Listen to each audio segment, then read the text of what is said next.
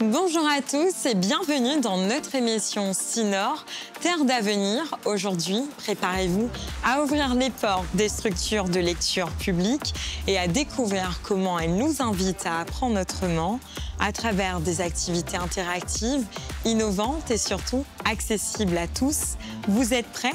Allons-y!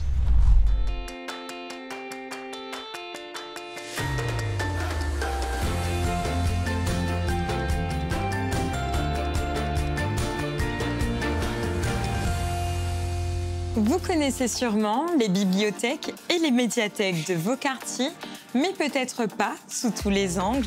Je vous propose donc de comprendre comment ces structures de lecture publique, comme on les appelle, sont devenues de vrais centres culturels.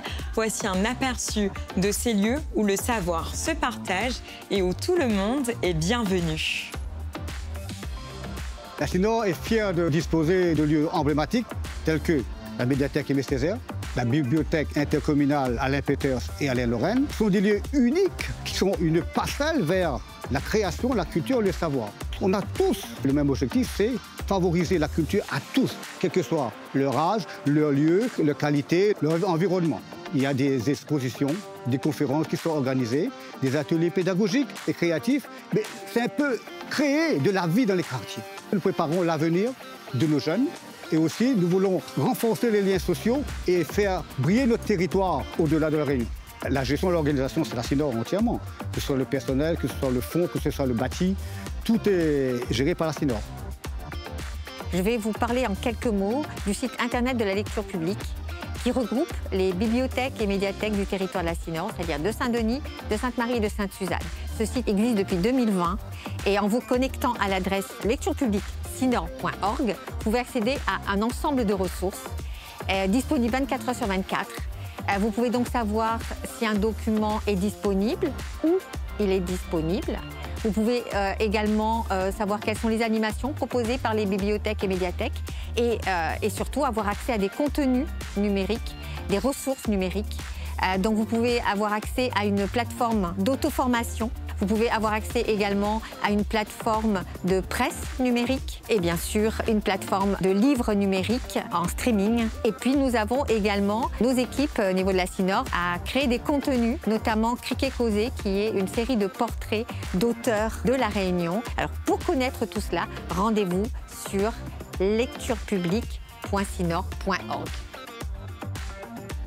Vous l'aurez compris, ces différentes bibliothèques et médiathèques gérées par la Sinor sont de véritables carrefours culturels qui proposent une multitude d'activités. Parmi elles, les activités scientifiques occupent une place de choix. Je vous laisse maintenant découvrir ces expériences ludiques pour petits et grands. Nous, dans notre équipe à Sciences Réunion, on est 6 animateurs médiateurs scientifiques. En général, un atelier se déroule plus ou moins en 3 temps. On a tout le temps une partie un peu introduction où on va briser la glace. Et ensuite, on va avoir le déroulé, les différentes étapes de l'atelier, des thématiques. C'est des événements qu'on organise, soit qu'on a créé, soit qu'on va organiser. Fête de la science au Jardin de l'État. Donc on se déplace dans des lieux particuliers, des parcs, la plage quand c'est sur les coraux par exemple, etc. On va toucher vraiment un public large, les écoles, au collège, lycée, un peu plus d'ateliers en nombre sur le primaire, mais on travaille aussi à élargir tout ça. On va aussi toucher les publics familiaux, des adultes seuls aussi, hein, sans enfants ça peut arriver. Donc on bouge beaucoup aussi pour aller à la rencontre des publics. Quand on croise les parents, ils sont contents aussi de voir que leur enfant passe un bon moment.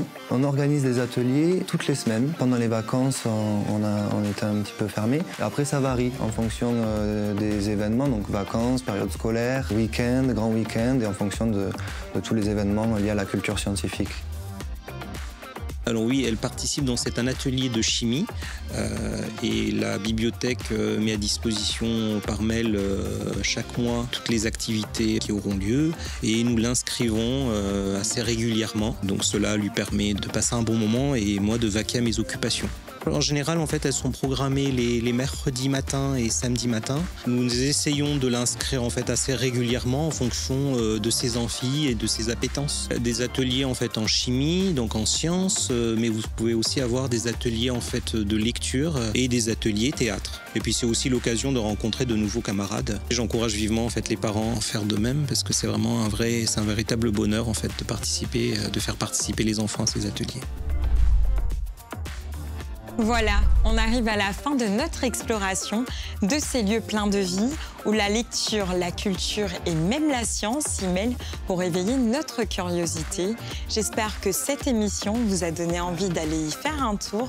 Merci d'avoir été avec nous et à bientôt pour de nouvelles découvertes dans le prochain épisode de Sinor, Terre d'avenir.